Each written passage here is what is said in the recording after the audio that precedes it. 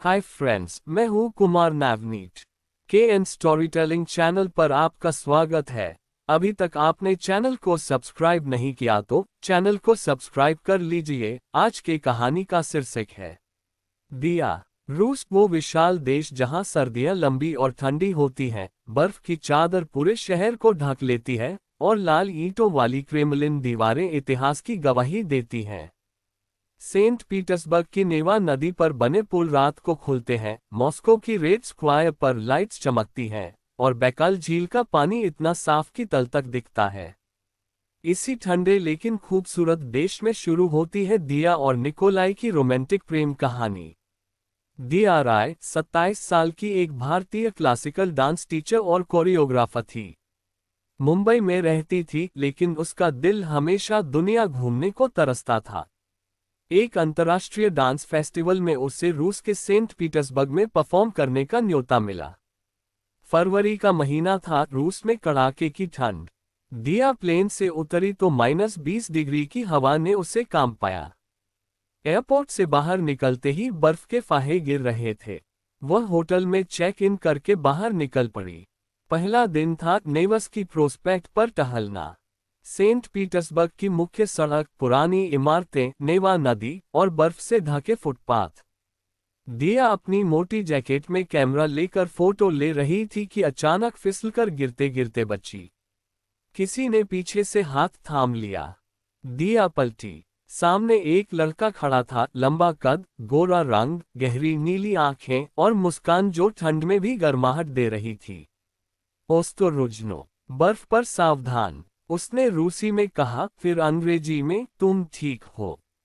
दिया ने हिंदी में जवाब दिया, हाँ थैंक यू। लड़के की आंखें चमक उठी।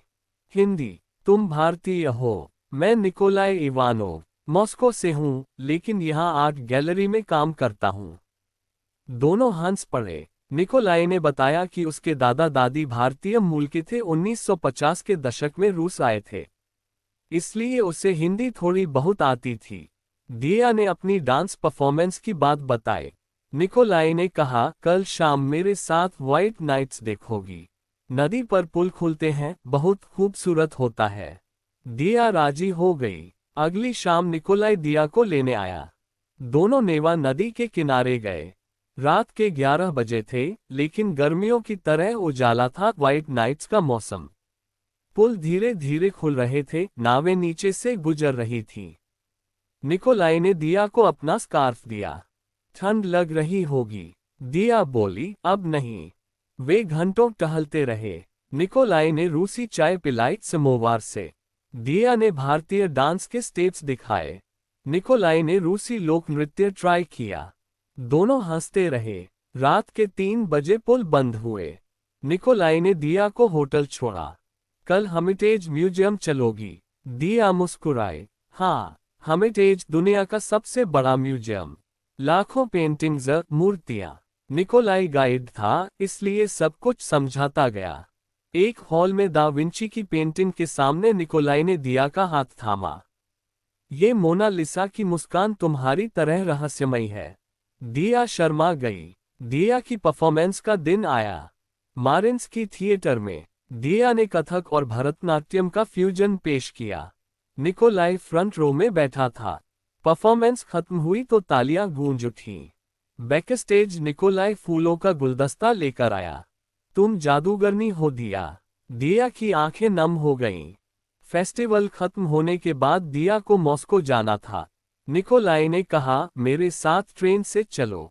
Night train, red arrow train, Saint Petersburg से मॉस्को। Luxury compartment. रात भर खिड़की से बर्फीले जंगल गुजरते रहे।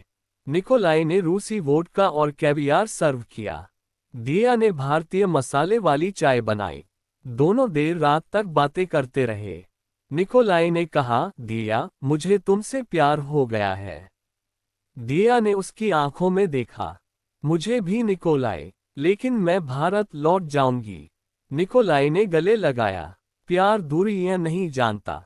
मॉस्को पहुंचे। रेड स्क्वायर, लाल ईंटों वाली क्रेमलिन, सेंट बेसिल कैथेड्रल की रंग बिरंगी गुंबदें। बर्फ गिर रही थी। निकोलाई ने दिया को क्रेमलिन घुमाया। शाम को बोलिशोई थिएटर में बैले देखा, स्वान लेक। परफॉर्मेंस के बाद निकोलाई ने दिया को नदी किनारे ले जाकर किस किया। मॉस्को की लाइट्स दूर चमक रही थीं। फिर निकोलाई ने सरप्राइज दिया, बैकाल झील की ट्रिप। प्लेन से इरकुत्स्क, फिर ट्रेन से झील तक। फरवरी में बैकाल पूरी तरह जमी हुई थी। बर्फ इतनी मोटी कि कार चल सकती थी। वे बर्फ पर कार ड्राइव कर रहे थे।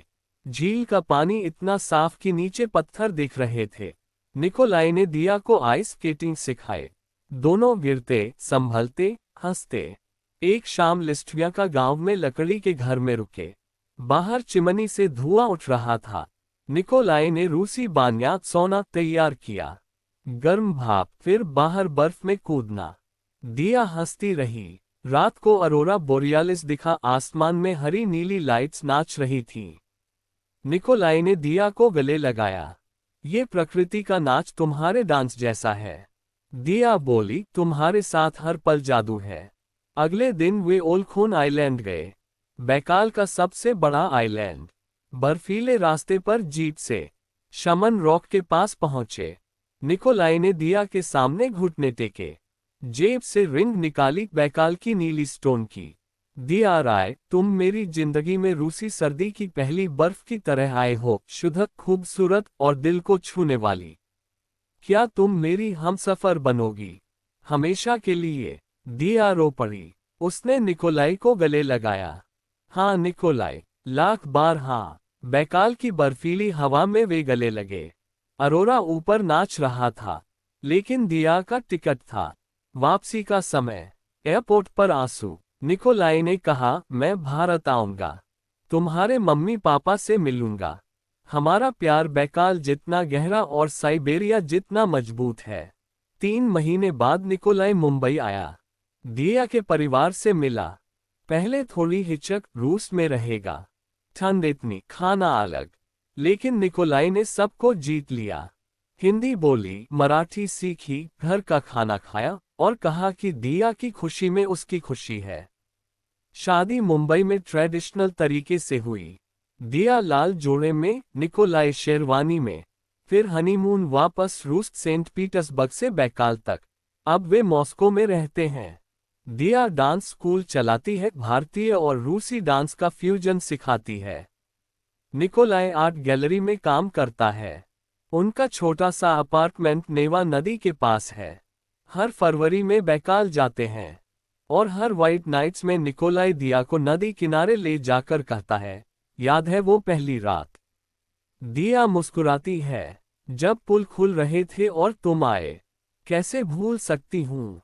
रूस की बर्फीली रातों में उनका प्यार आज भी गर्माहट बिखेरता है, गहरा, शुद्ध और अनंत। ये कहानी बताती है कि सच्चा प्यार न ठंड जानता है, न दूरी, न भाषा। जब 2 दिल मिलते हैं तो दुनिया की सबसे लंबी सर्दी भी गर्मी लगने लगती है।